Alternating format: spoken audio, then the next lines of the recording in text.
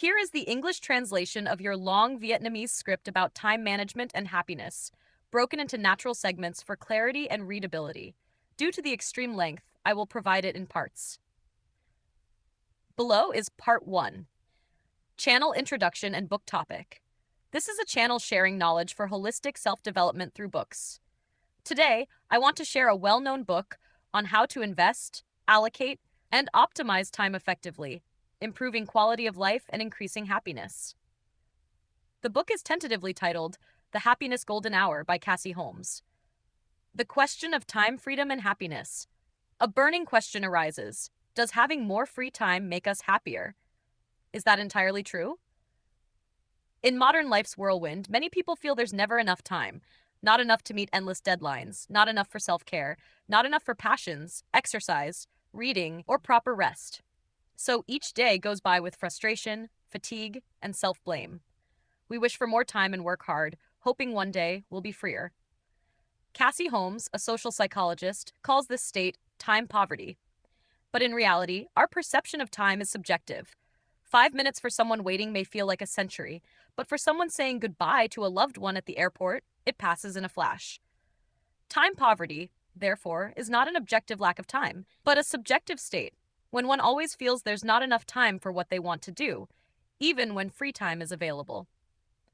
The root of time poverty. The root of time poverty often stems from a loss of control, when time is dictated by mandatory work or unwanted obligations.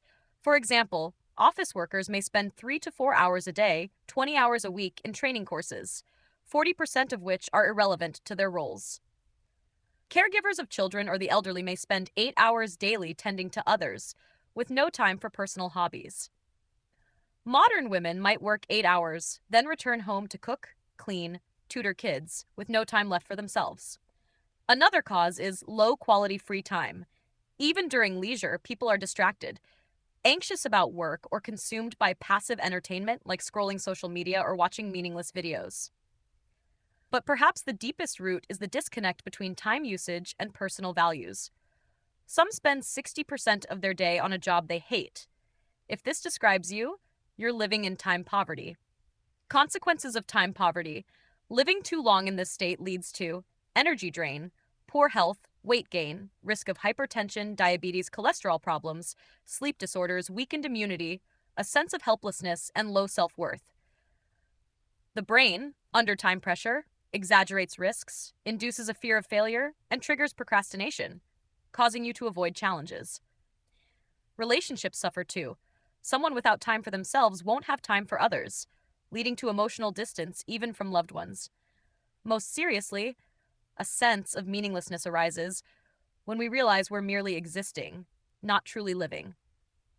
Let me know if you'd like me to continue with Part 2, where we explore how the author used scientific studies to explore the relationship between free time and happiness, and the time optimization strategies presented in the book.